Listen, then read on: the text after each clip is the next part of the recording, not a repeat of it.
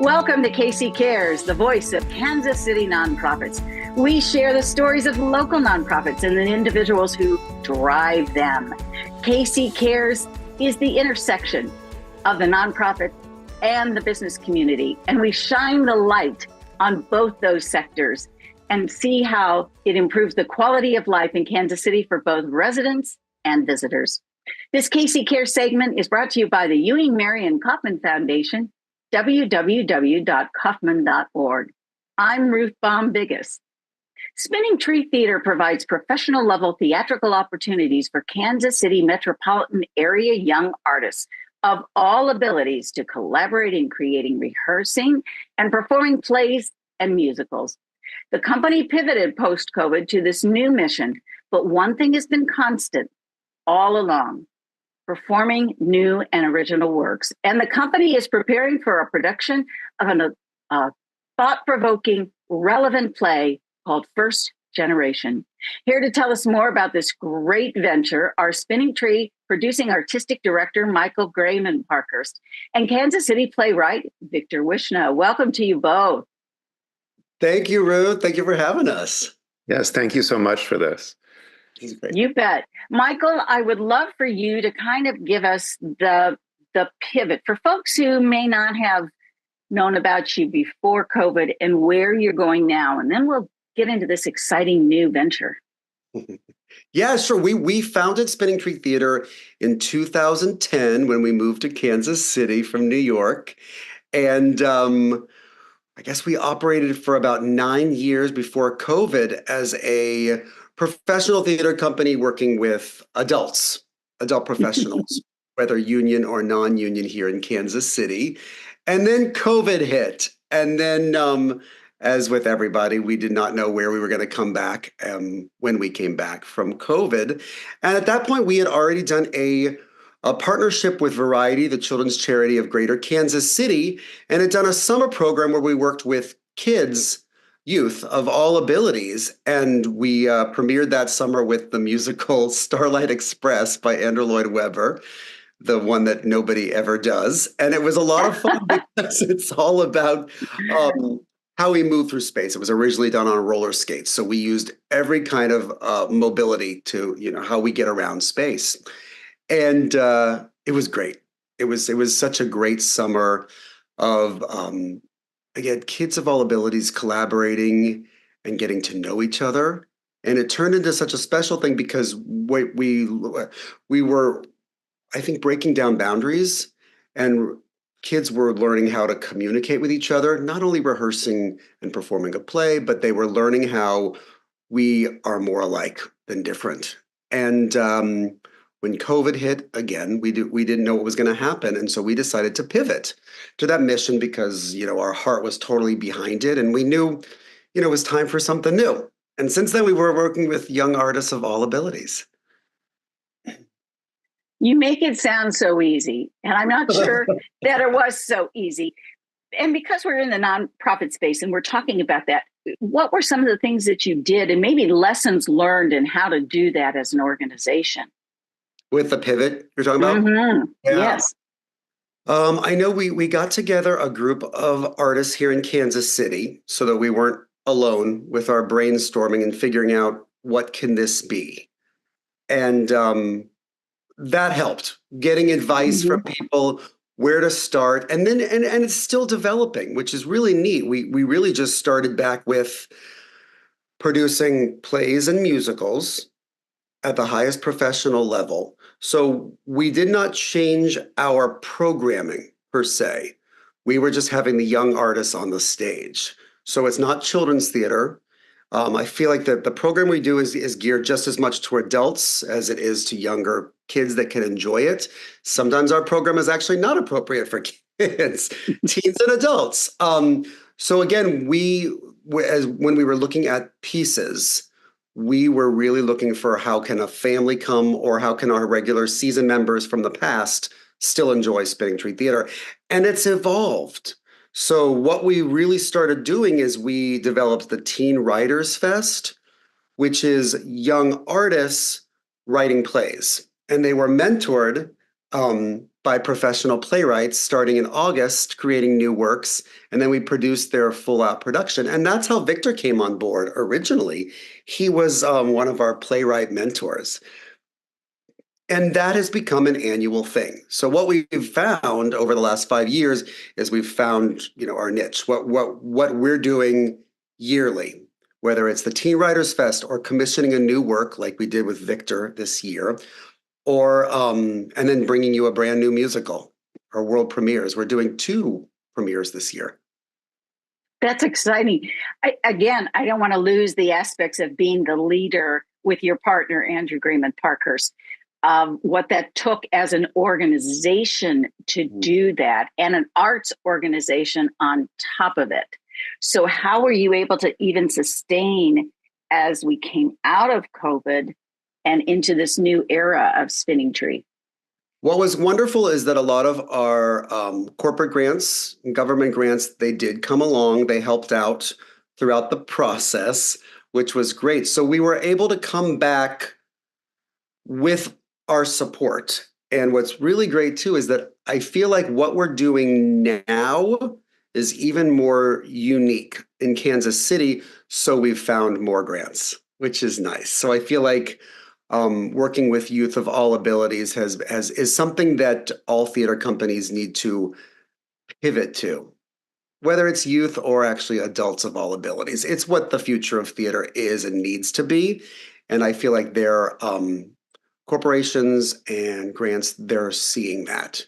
And so that's been helpful. So again, our supporters stuck with us and they helped us back into our new mission.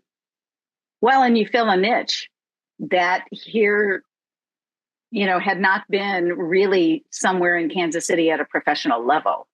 So I think part of the lesson learned for other nonprofits is sometimes you got to look at what your niche is and what are you needing that maybe some other organization is not. But I also know partnerships are important to the organization. And I promise, Victor, we're coming to you. But I wanted to give Michael this chance to talk about partnerships and how you did that and how that's helped your nonprofit be able to sustain and grow. Yeah, Variety the Children's Charity was one of our partners, I guess, I mentioned the summer of 2019. So that was the summer before COVID hit. And we've had a relationship with them for years, which is really great. So they've continued to be an annual partner with us. But along the way, as we have commissioned new works, like the one we commissioned this year from Victor Wishna, based on the theme and of the piece as it's been created, we've been able to reach out and say, how can we partner with you? So both organizations are getting out in the community. We're learning more about not just Spinning Tree Theater, we're learning about the other partnerships and finding out what that is and how we can cross promote and figure that out. So that has been really nice. And that, again, was something that has developed over the last 5 years and was not necessarily where we started after COVID.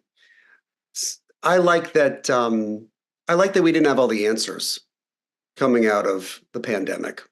I like that we've found what we are and we're still figuring it out. That keeps us on our toes, but it also, it keeps us loving what we're doing.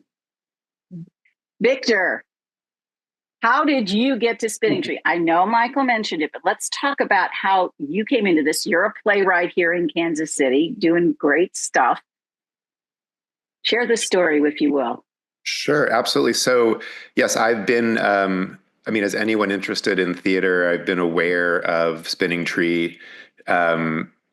I guess I moved back to Kansas City around the same time, as if Michael said 2010. And so started, exploring theater and going to their shows. And then fast forwarding to when they had, as you said, pivoted, I had met Michael after, I think we had met in passing, but we actually talked for the first time after one of the, it was one of your earlier shows with young artists.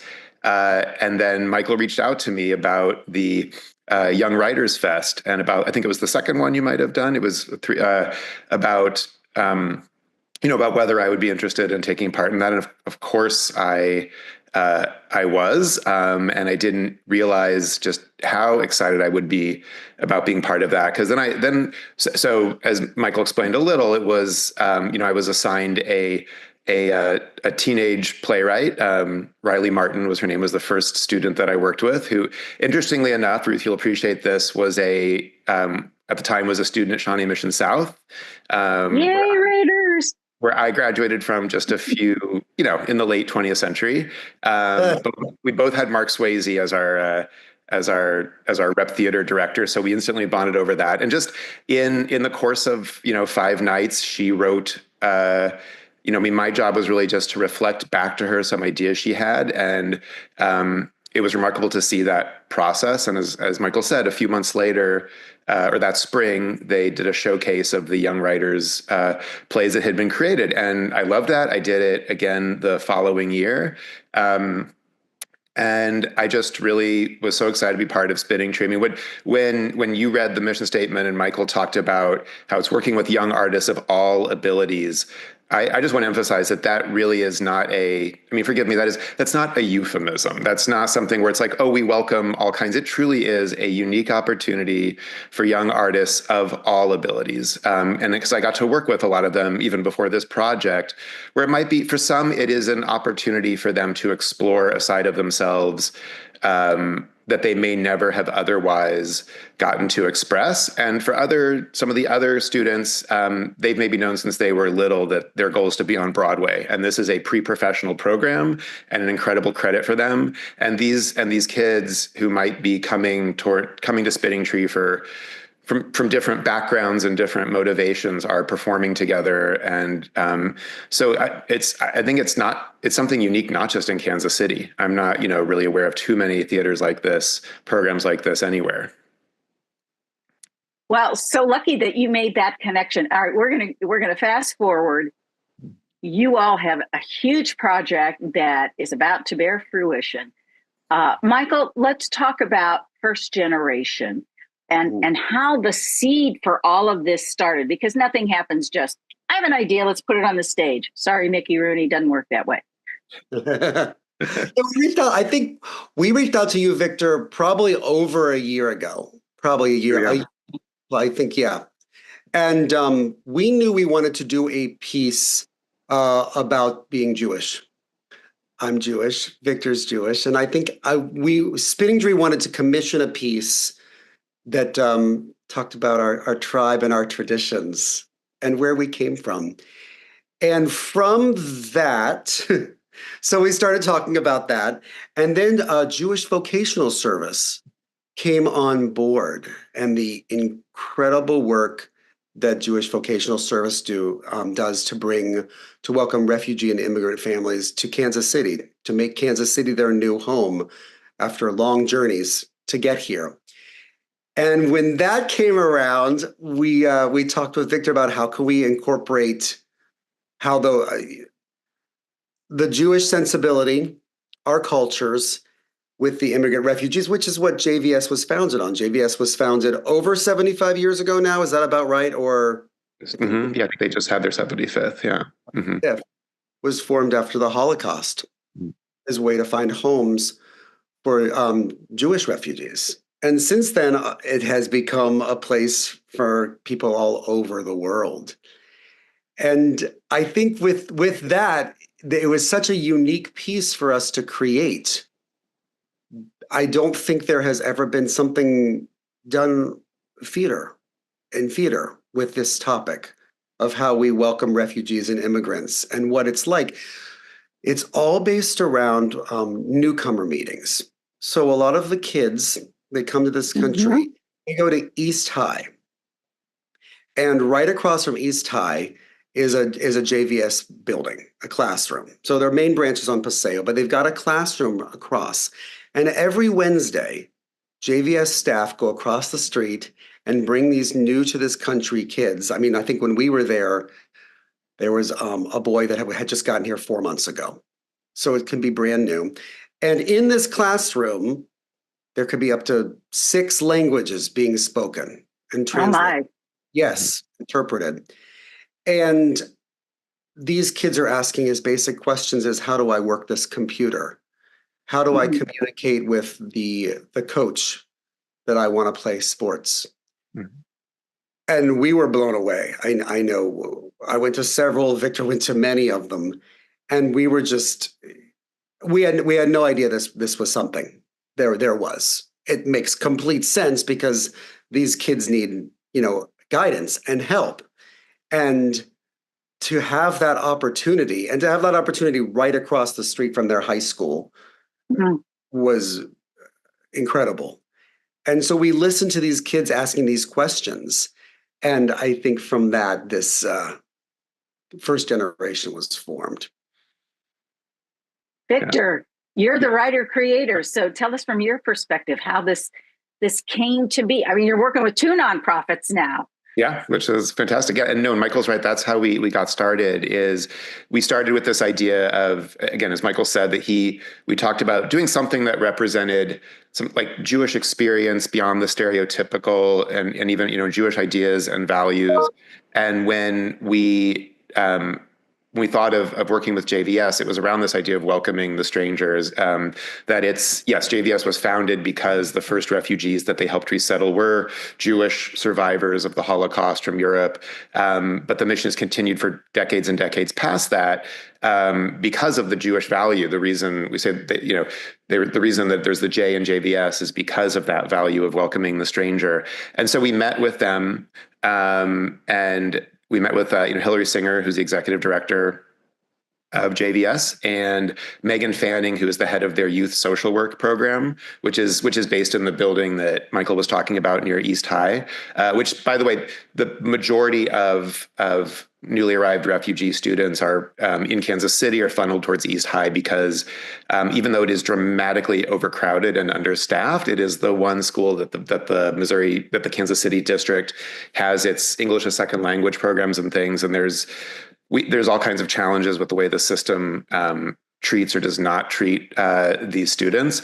And we met with JVS and one of the things that resonated with us and with me was Megan Fanning, who will tell you, she'll say she was skeptical about this. A lot of outsiders will come in wanting to talk to her kids, as she called their kids, and there's not always the motives might be to how can we show that we're doing something good, et cetera, et cetera. And she was intrigued by the fact that we wanted to tell their stories, and she said that they may not come out and say this, but what these kids want is for someone to listen to them and to tell their story. And it's not the story that most people, when they think of refugees, you think it's someone seeking refuge and they've found it. And this is a happy ending. And, too many people just want to celebrate the fact that they now, that these families and kids are now, safe in the United States. And the truth is, the story they want to tell is the journey that starts this bewildering new chapter that they are going through now. And it's particularly interesting and acute with these first generation kids. 40% of refugees that arrive in the United States, or have in the recent past, are under the age of 18. And in a lot of cases, and for me, this mirrored my own Jewish immigrant story, is that for a lot of them, the parents got them here. They went through decades in refugee camps and paperwork and red tape and being vetted 1,000 times.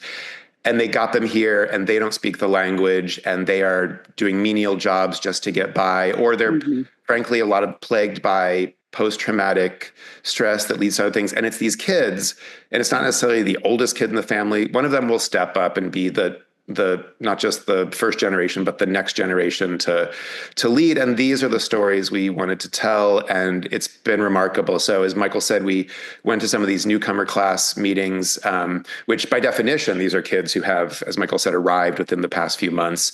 And then I got to, meet one-on-one with several of them or go to their homes and really talk to them. And the play that emerged, I mean, it's fictional.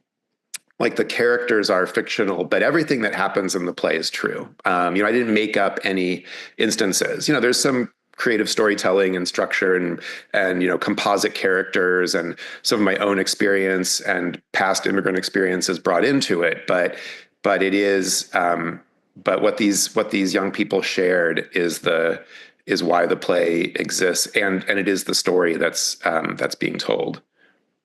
And I think one of the things that people are going to take away from this production is that there is that perception that once they get to America, life is great, life is easy, they are free. But what Victor has written and expresses so beautifully is that then the challenges come.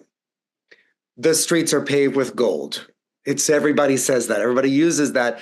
And yes, there are a lot of things that will come from that, but what are the new challenges from moving here? Communication, transportation, housing. There's lots of things there. And Victor, a lot of those kids told these stories, and Victor has written them so beautifully.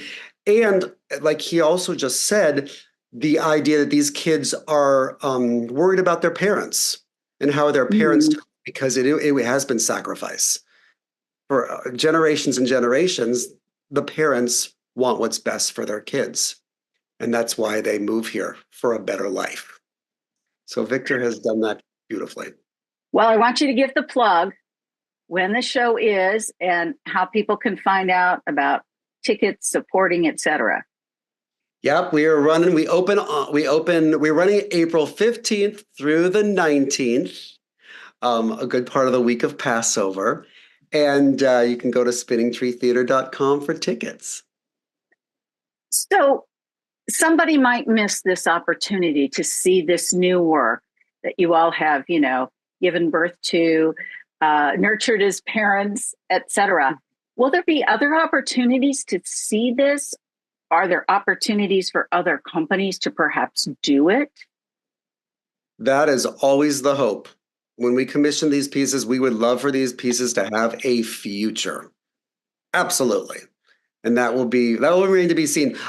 We like the idea of taking this somewhere at some point. So it is definitely a dream, because this is something that I feel like high schools and schools all over could benefit from seeing. We actually do have a Wednesday matinee production. So we do have a school group that's coming.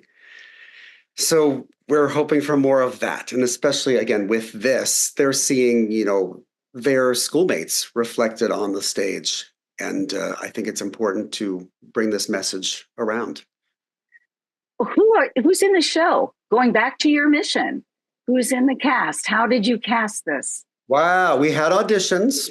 So we always have auditions at the beginning of the year, and then we tend to have some more in the middle of the season as well. We've got some returning kids from Michaela Manning, who was in Ride the Cyclone, Jordan Rosenwald, who was in Bubble Boy, Cadence Bowie, who plays the role of Patience, who is a girl from Rwanda.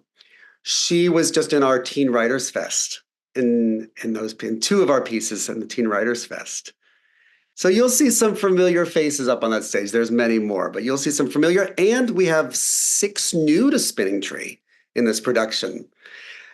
That's another thing. Coming off of COVID, these teenagers are still finding out what Spinning Tree does. I think in the beginning, and even up until recently, some kids didn't know if this was the right program for them. They see Kids of All Abilities. They're like, I don't know. Do I fit in with their programming? So again, we work with teachers at schools, acting coaches around. We have really great advocates and supporters of Spinning Tree that will reach out to and say, hey, do you have some students that are right for this? Let's bring them into audition. Because again, I think there's our young artists are still figuring out about Spinning Tree in its new mission. I want to share with the audience that both of you are parents. Victor, as you created this new work, do you hear them in your head? Do you think about them? Because this has an important message to it. How does that come into play as you create a work? Oh, I mean, absolutely. That was frankly my way into trying to, start to picture this of how to tell the story, is to, picture how my own kids might receive it. They are 11 and not quite 14. And in fact, not to get too personal or off track, but one of the connections with JVS was that about the time that Michael and I this show was starting to take take shape was approaching my daughter's bat mitzvah, and one of her projects for bat mitzvah was actually partnering with JVS, doing a hygiene drive for them. And so we had been volunteering together and already had that connection. And it was sort of through her eyes, or frankly through my eyes also, trying to picture myself if I were in that position of coming into a newcomer's class and being the stranger, and so trying to channel that idea. And so the way the play is structured is that there is it's interspersed with different stories of these young immigrants and young refugees. But the main through line, as Michael mentioned, there's a main character of Ruthie, which well, we know that we've talked about this, that name has special resonance for you, and the main character of Patience, who's a refugee from Rwanda, and sort of how Ruthie and Patience sort of navigate that relationship of where one of them comes in, I'm here to welcome the stranger, I'm going to work on a project with you, and Patience is skeptical and not sure how to take it, and through the course of the play, they both sort of open up a bit and realize. And so the goal there is to, because I am so excited that a lot of the students through JVS's program, a lot of the the students who came as refugees are going to see the show. But it's also, frankly, it's intended for the majority of the audience who really needs to be confronted with the question of what does it mean to welcome the stranger, and once you've thought about it, what are you going to do about it? Like the refugees, new immigrants are around us. And I want to get back to your initial question. Want to convey this to our own next generation. My kids and their contemporaries. Of you may not think someone with that background, but you're interacting with them every day. You might, when you go into the store, how do you treat the person who speaks a different language who's helping you, and that sort of thing. And and so I want to kind of bring that through. And for some of these kids too, Victor written for the role of Ruthie. Mm-hmm. She's a Jewish girl from Overland Park. And because we've been in this country longer, I mean, again, some of these kids that you're going to hear monologues from throughout the play are just here. A lot of them have been here for maybe 7-8 years, so they have a distant memory of their home. But obviously, in the case of Ruthie, she's heard through the generations about her past. And in this case, she's heard kind of the good, all of the things that, that her great grandmother was able to accomplish when she came into this country. But over time, and with her visiting her great grandma in this piece, a vision, she appears. So she has a conversation with her great grandma, who appears as her teenage, at the same age of her. She's able to learn about her past.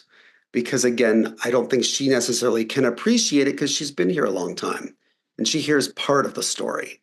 And this way she's able to relate to what the role of Patience is going through more, being newly here from Rwanda. Beautiful, well, poetic, gorgeous. How well timed with the times that we are living in.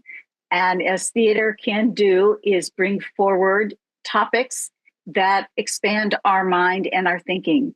And I wish for you all that that's what this particular piece does. So again, for our audience, it's first generation, but it's being produced by Spinning Tree Theater in partnership with Jewish Vocational Service and written by Victor Wishna. You can go to spinningtreetheater.com to find out all the information and see the great stuff that this nonprofit theater company is doing. Michael and Victor, thank you so much for taking time to talk to us.